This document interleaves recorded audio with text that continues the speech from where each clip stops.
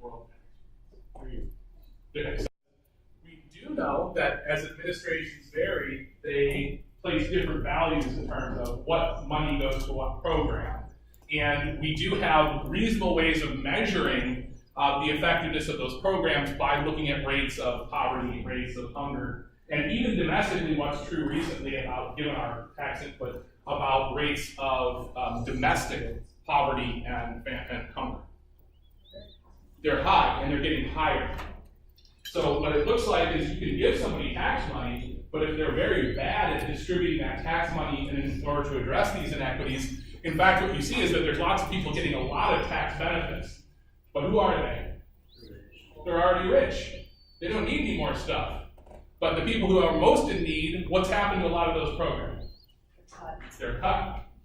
So according to utilitarianism, that's exactly what you can't do. It's replicating the world inequities in our country and saying that there are certain people whose suffering and pleasures count a lot more than normal people.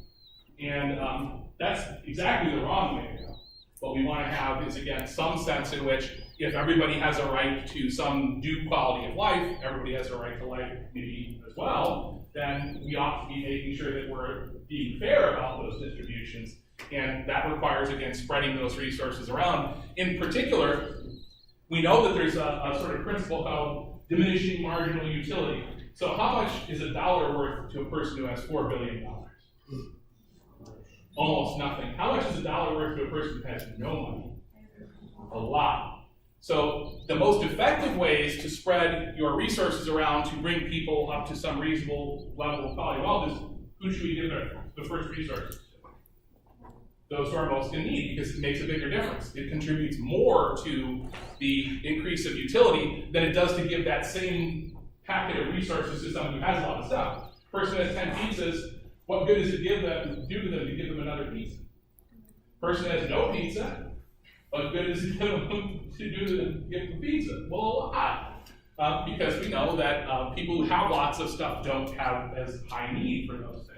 And so sophisticated utilitarians are fully aware of all these sorts of things, and they think that, again, how you do these things makes a difference, because one, you don't want inefficiencies, because that throws out resources that could best be sort of effectively used to sort of address these sorts of inequities. But certainly, perhaps the avenue of using government might well be a good one, but what you have to have is some reasonable expectation, if Keats is right, that your tax monies are in fact going to alleviate these sorts of things, and that those programs are in fact good at doing that.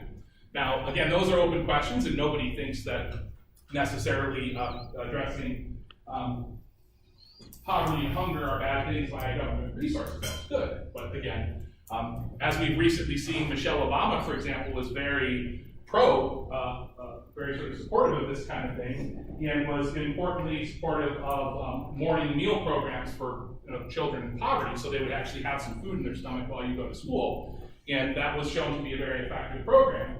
But of course, when you have differences in character of government, what you tend to find is that these programs, they're not always present. I mean, they go cyclically depending on who's in charge of the purse strings. And again, from a moral perspective, that throws Keats' contention into question. You can't just say, I gave my money to the government and automatically it's going to address poverty. It depends. Depends on where those monies are going, and it depends on what programs are being used to distribute them.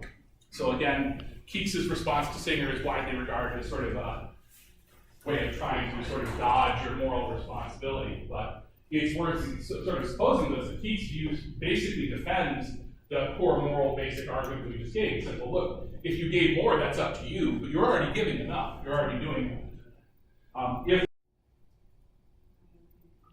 my own convenience or the quality of my life, that's the lesson of the abortion and euthanasia rule. Quality of life can never, if you're a Kantian, trump the absolute right to life. So if there are people whose needs are so basic that failing to provide those needs for them would result in their death, what can't I ever do while there are still people like that? Ever dedicate any resource to something other than the alleviation of that suffering.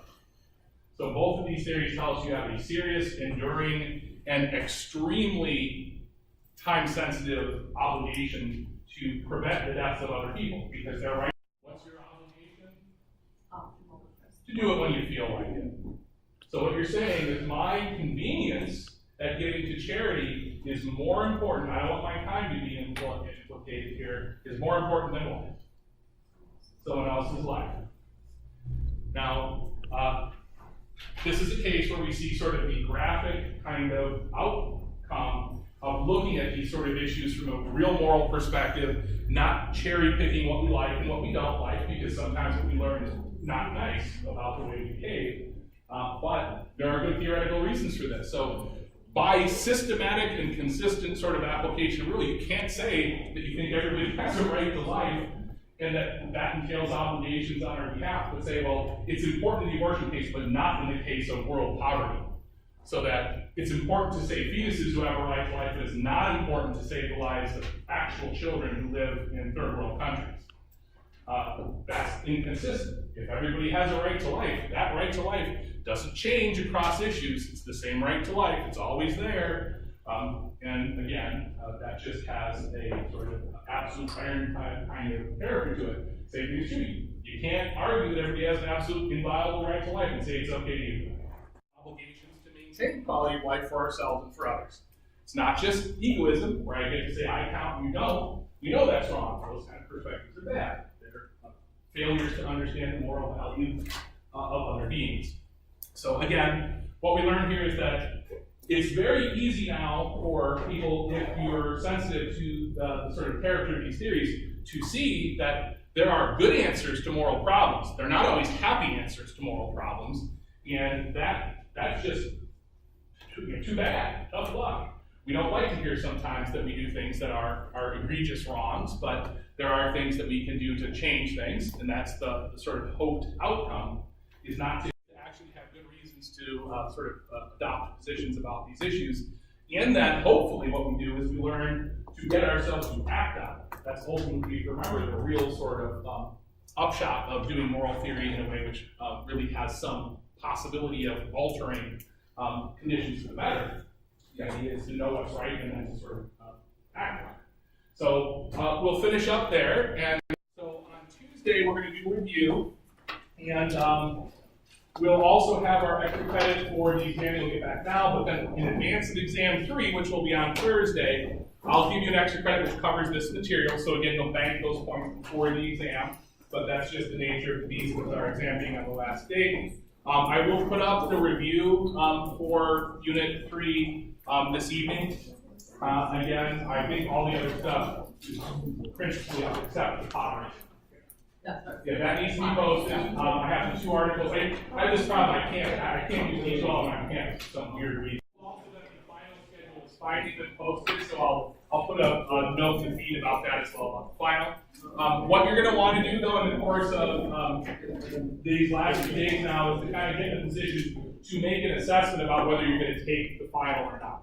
And again, it's an important determination depending on, again, what you have feeding in the way of other sort of needs to finish your semester. But again, remember, you don't have to decide in advance, and the final exam is totally optional and cannot hurt your grade. So there is some incentive to just try, but predictably, though, the worry about it a little bit is that people who come in and just take it, it's extensive enough because it's comprehensive, it's kind of not worth your time unless you're really prepared for it. So historically, while people tend to do a little bit of prep work, they tend to do just fine and do better. The alternative is that, if you're just going to come and take a total shot in the dark, I would advise kind of against that. It just doesn't seem to actually do anything to waste your time. Yeah. A combination of 1/3 of material from all 3 of the other exams.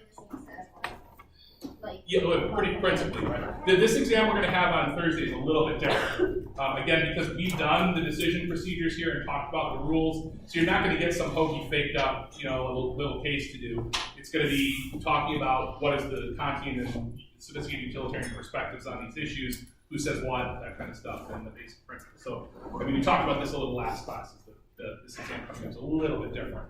But so the comprehensive one covers all 3 units, and I try my best to have 1/3 basically of each sort of constitute that material. Yep. So does the final replace or lowest test? It does. So I grade you not. If you take just the 3 required exams, that's your grade, is the average of those 3. If you take the 4th, I take your 3 best.